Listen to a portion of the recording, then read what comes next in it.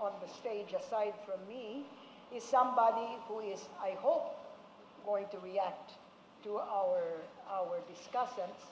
And I'd like to introduce her. Yasmin Busran-Lao is Executive Director of the Al-Mujadilah Development Foundation, Incorporated, and is a Southeast Asia Editorial Board member of the Rights at Home Project, International Study on Islam in the Modern World. She is serving as the Muslim Women's Sectoral Council representative of the National Anti-Poverty Commission and was one of the contributors to PHDR 2005 on human security and human development. Yasmin, you want to sit there?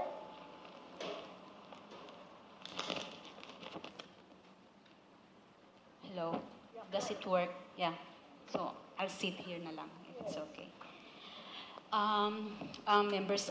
Distinguished members of the panel, fellow peace advocates, Assalamualaikum warahmatullahi ta'ala wa barakatuh. I would like to zero on my reaction to my contribution to the PHDR, which is the cost of the conflict and the spillover. I think you better just go to the podium.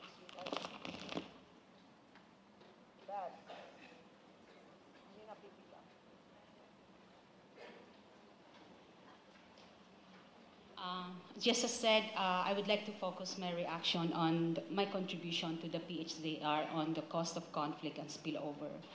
I would like to reiterate that it's very obvious that the government is very lacking in policy, consistency, peace framework, and peace legislation. But I would like to react on this based on what does this really mean on the ground. This could just be rhetoric or words or concepts, but on the ground, this is very, very real. Policy inconsistency across administration and within administration would mean life and death of people on the ground. Every time that a president would declare an oral for example, in 2000, would mean lives lost, livelihood destroyed, families disintegrated, displaced communities, and fear and threat on the people on the ground. So the question of winning the war, and I would like to react on that when the former president said they have won the war. I would like to ask what kind of frame are you using? Is it the blockbuster kind of frame or the human security frame? Because for me, a war that has destroyed lives and until now is still deeply entrenched in morass of poverty, disillusionment is not a won war. So from a human security perspective, there's no war has been won based on armed. And the target here supposedly are the combatants, because in war, you target your enemies. But what is happening in Mindanao from the very beginning until now is that there is no distinction, and there has never been distinction between the combatants, the so-called terrorists, and the civilians. And it's always the civilian that's suffering. Let me share with you the impact of the current conflict with the aborted signing of the MOA. According to an Oxfam report, it's more than 500,000 people have already been displaced. And civilians have died.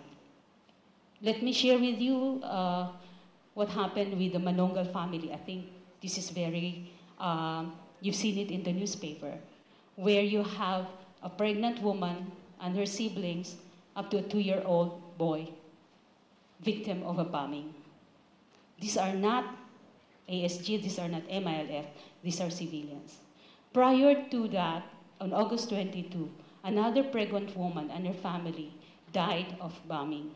And in this, the fetus in her womb was, extracted violently from her body so that when they buried her, they couldn't find the fetus. Her womb was empty. So these are just examples of a cost of war that is a result of a government that has no clear and sheer, seems to do not have a serious position on how to deal with the Mindanao problem. Now, let me share also with you the words of a sister who was in Kuala Lumpur, who was supposed to be part of the observer to the signing of the moa-ad. They didn't know that there's going to be scrapped. So they were there with high hopes. And when they were informed, when they arrived at 10 o'clock in the evening, before dinner, that they were supposed to have, the signing was going to be scrapped, what she said was, I never felt so humiliated, devalued in my whole life, as if the entire Moro question has been reduced to nothing. It's really nothing.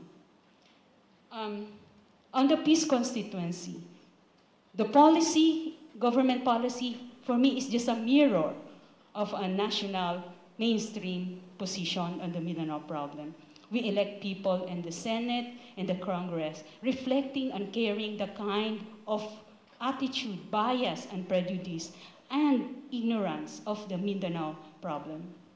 So for a peace constituency, obviously, there is a need to address the bias and prejudice. This is not a religious war. This is just a people's right to self-determination. There is no need to stop ethnic conflict, which will not bring this country to a better position. We have to remove religion from the equation, because this will bring us down.